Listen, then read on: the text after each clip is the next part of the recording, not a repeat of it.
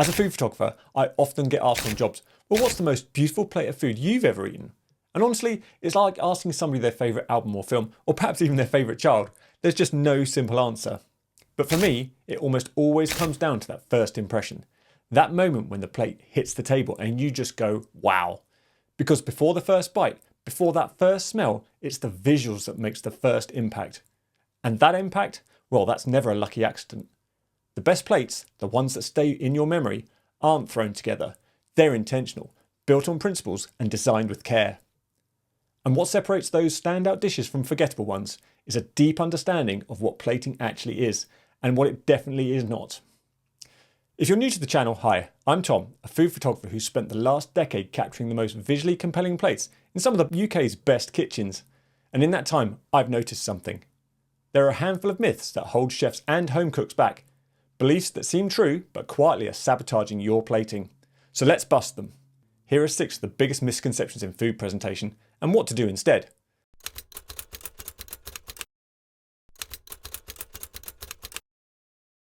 For me, this is the big one. The idea that plating is just a visual flourish, a finishing touch, and if you'll pardon the pun, the cherry on the top. But great plating doesn't come after the cooking. It comes from the same creative place: intention, understanding, and expression. Ask any chef who takes presentation seriously, and they'll tell you, plating is how you guide the diner's attention. It's how you shape their expectation. It's the first sensory experience your dish delivers. Before taste, before aroma. It sets the tone. A beautifully plated dish prepares the diner's palate. It whispers, this matters, this is considered, this is going to be good. But when it's ignored, when a plate feels messy, rushed, or thoughtless, it just creates confusion. It takes away from the care you've put into every other aspect of the dish. So no, plating isn't just about decoration, it's communication. And when done well, it amplifies everything else. But that brings us to another common myth, one that is surprisingly persistent, that to create beautiful plates, you need a whole arsenal of specialist tools. But what if the most powerful tool isn't even in your hand, it's in your head?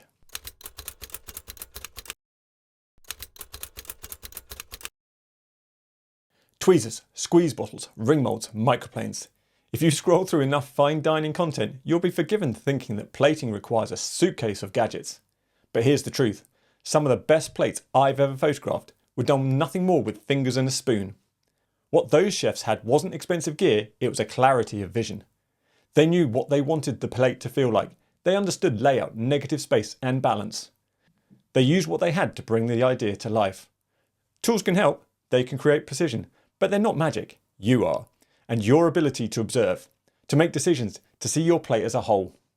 So before you spend money on a toolkit, spend time training your eye. And to do this, you can join the waitlist for my upcoming book, The Plating Gym, using the link in the description. It's packed with visual frameworks, real-world examples, and practical tips just like this. And if you're watching after the crowdfunding campaign, good news, the book should now be available to buy.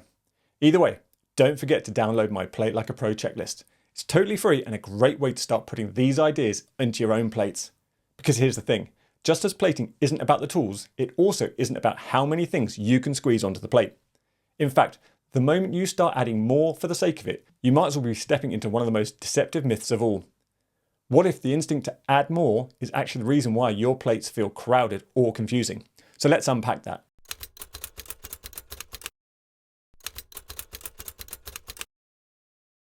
Now this is such a super easy trap to fall into. You've got an incredible sauce, a perfectly roasted carrot, a delicate crumble, a surprise foam, a powder, a puree, a pickle garnish, and you think, well, why not just use them all? But here's the thing, a great plate isn't a showcase about everything you can do. It's a clear, confident expression of what the diner should feel. Too many elements crowd the message. They compete for attention. They dilute your impact. Restraint isn't about being minimalist for the sake of it. It's about creating clarity, letting your hero ingredient breathe, and making sure your ideas land. I've worked with chefs that can cook 12 component dishes, but choose just 4 for the plate, because that's all their story needs.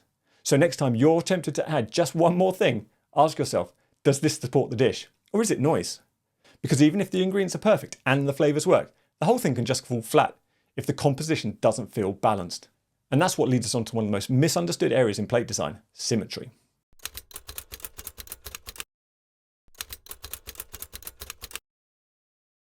Symmetry looks safe, clean, elegant.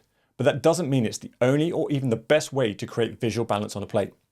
In fact, some of the most compelling designs I've seen come from asymmetry. Why? Because asymmetry involves movement, tension, a sense of dynamic flow. And if you want to explore this further, I'll link to a recent video here all about the power of using tension in your plate designs. Balance isn't about each side feeling equal. It's about each side feeling considered, equally weighted. Your eye shouldn't feel stuck or pulled too hard in one direction.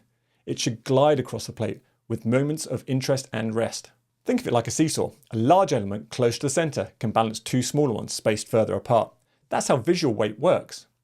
I'd love to know how you use symmetry in your dishes. Write symmetry or asymmetry in the comments. So yes, symmetry can be powerful, but don't confuse it with balance. And definitely don't rely on it when your plate needs something more expressive. Because even if your layer is beautifully balanced, it can still fall apart if there's no space to breathe.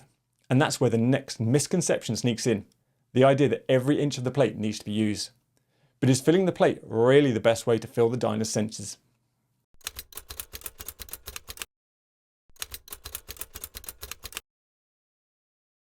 We've all seen it. A plate so full it looks like a mise en place hand grenade has gone off everywhere. Every square inch covered, no room to breathe. But negative space, the empty parts of the plate, isn't a waste. It's a structure, it's a contrast, it's the space around your elements that help them stand out. When used well, negative space gives your dish elegance. It draws the eye exactly where you want it to go. It suggests refinement, confidence, calm. In my own world of photography, we talk about framing. And this is exactly what negative space does. It frames the food. It says this is the focus, this is where to look. If your plates feel crowded, chaotic, or just kind of noisy, try taking something off. Let the food speak without shouting. But even when you've embraced simplicity and given your dish room to breathe, one more myth can still trip you up. The idea that there's a single correct way to plate, a right style, a perfect formula. But is that really true? Or is it just limiting your creativity?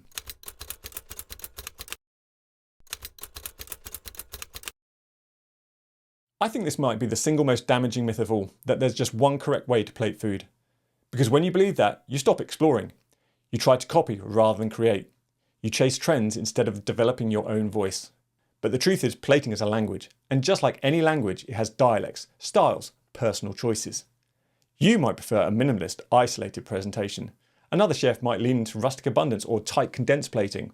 One dish might call for clean lines and precision, but another might lead to more organic, expressive arrangement. There are frameworks in my book that help with that, like the slick or crap framework. But that's it, they're just frameworks, not formulas, not rules. The best plate is the one that fits the food, the story, the diner, and you.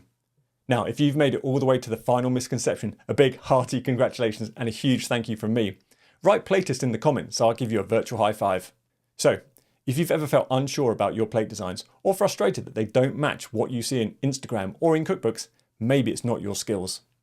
Maybe it's just some old assumption that you need to let go. Because once you see plating not as decoration but as design, not rigid but as expressive, not as complicated but as intentional, that's when your food starts to feel like yours. And don't forget, if you found this video helpful, you might love my upcoming book, The Plating Gym. It dives deeper into the principles we've talked about today and is designed to help you turn great food into an unforgettable visual experience. Should you want more help with your plate designs, then click on the video here and I'll see you in the next one. And just one more thing before I go. Thanks so much to Gary here for being the first person to join the membership community of this channel. It really means a lot.